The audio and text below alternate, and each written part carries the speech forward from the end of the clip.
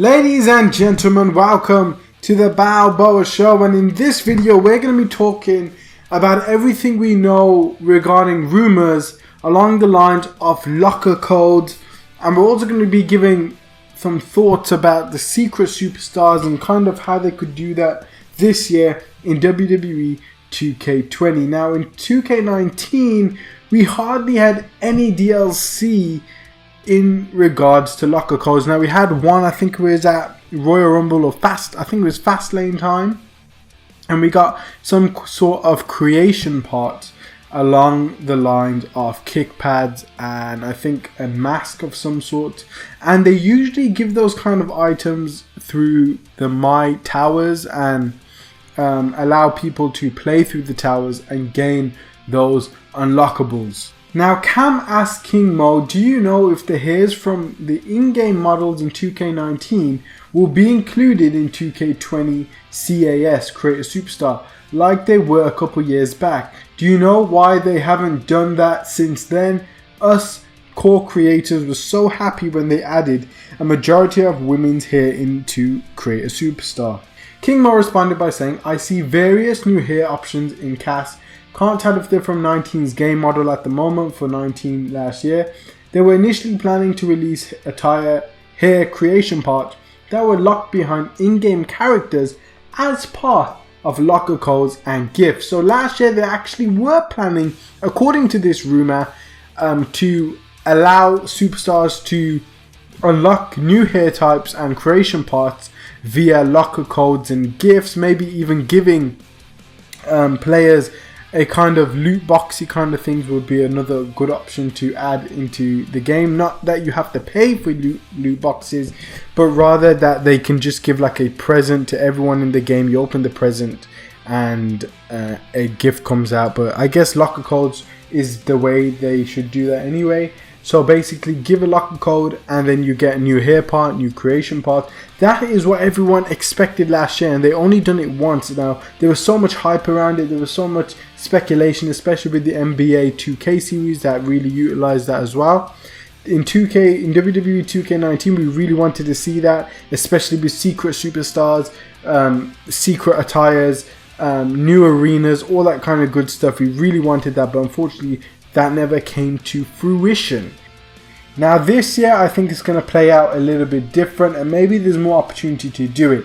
Here's why, is because via DLC usually we get NXT packs, we get Future Stars pack, we get Legends packs and all that kind of stuff they usually include within the season pass. This year it seems to be a little bit different. It seems like instead of getting those superstars in packs, we're just going to get all of them straight away on the disc. So expect the largest roster ever. I know we always say that, but really expect the largest roster ever on disc. This is from a tweet from King Mo, who states this. When XYZ asked King Mo, will each original DLC pack come with a new character like The Fiend for the first one, or will they come with alt versions of already existing superstars? King Mo responded by saying it's alternative characters as of now. The Fiend was a last minute collaboration with WWE for a pre-order incentive. This is something very important to keep in mind, that The Fiend was a last minute inclusion.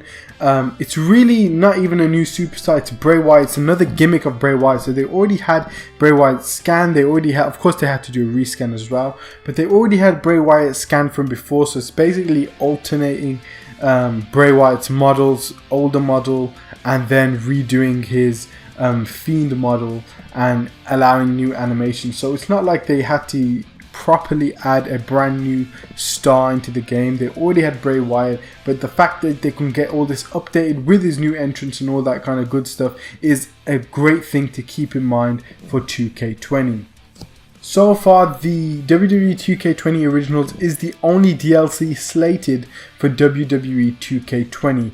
However, there are ways that Visual Concepts, especially this being their first time solely producing WWE game, this is their time to blow it out of the water, and here are a couple ways I think they can do that. Firstly, what they were planning last year with the core hairstyles and creation parts and maybe even arenas, they should really include that this year. However, I'm thinking if that part was Yuke's idea, maybe they didn't want to do it, because it was Yuke's idea. I get it, but I think this is a very golden opportunity Visual Concepts have in terms of locker codes, where they could really give players brand new hair types, brand new creation parts, especially that they're including in the originals packs already. The stuff maybe that never really made it to the originals packs, they could really include that in locker codes this year, and it's just another way of keeping the game fresh, keeping it up to date,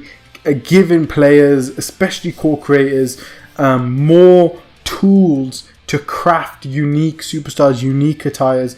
And the way they can do this as well is, like, let's just say we have a New Japan event or we have an AEW event.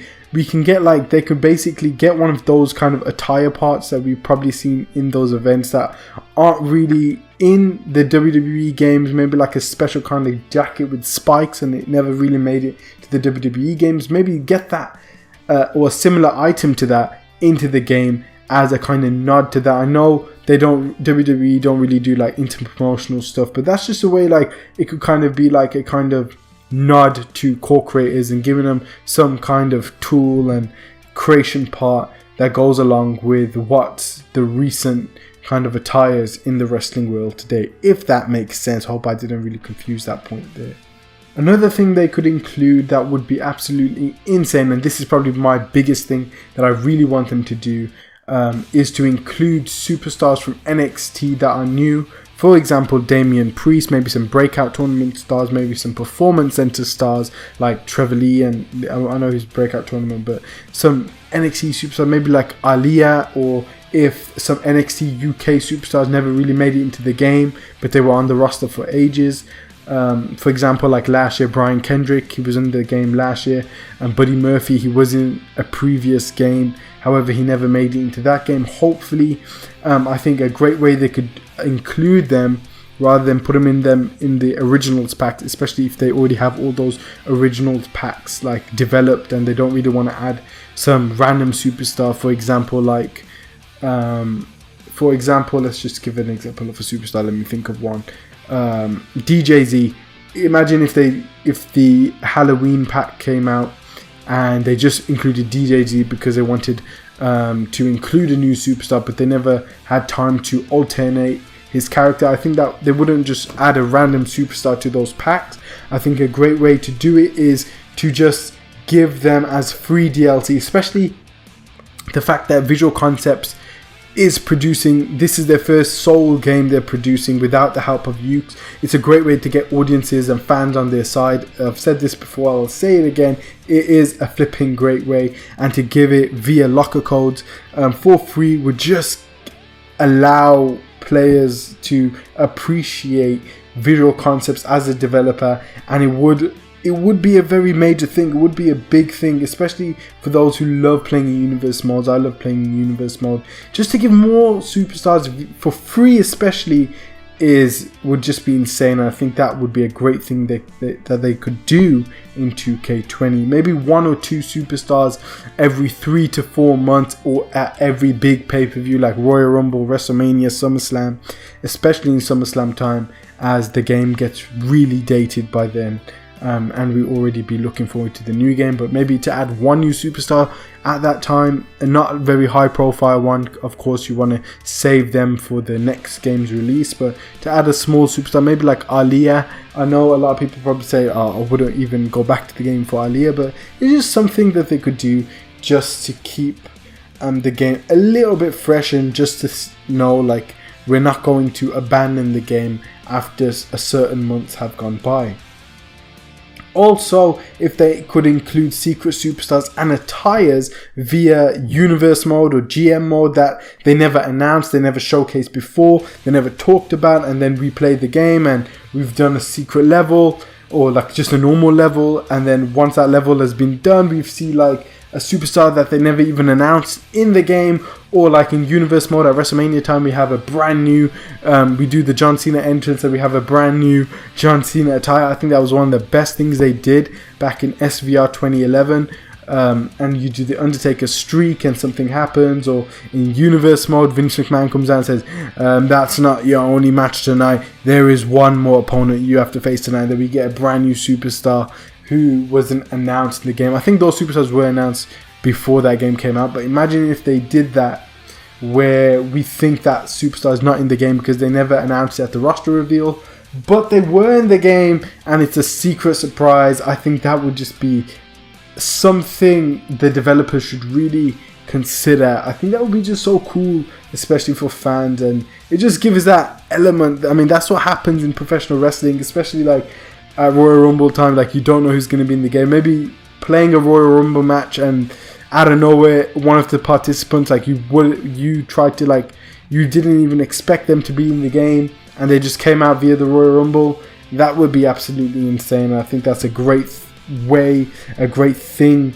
they should do in WWE 2K20. But that are just my thoughts. That's every kind of rumor that was related to the locker codes and secret superstars. There wasn't really anything about secret superstars, but in terms of like what we're going to be getting in DLC and just speculating off of that, we've talked about a lot of these points in previous videos, so go ahead and check them out. Catch me on the live stream, Twitch, Mixer, and right here on YouTube as well. So subscribe, go ahead and follow me on Twitch and Mixer. It allows me to grow those platforms as well. Follow me on Instagram and Twitter, social media right there. You can communicate with me right down in the comments, Twitter, Instagram, whatever you want to do. Guys, thanks so much for watching. Be sure to leave a like, comment, subscribe. I know this was a long video. I hope I got a lot of points across. Let me know what you guys think as well. I'd love to read your comments about this kind of stuff as well. God bless every single one of you. Thank you so much for 15,200 subscribers. Absolutely insane. And I know it's flipping insane. The Balboa Show, 15,000 strong. Thank you so much. It's all down to you. So thank you and peace out, baby.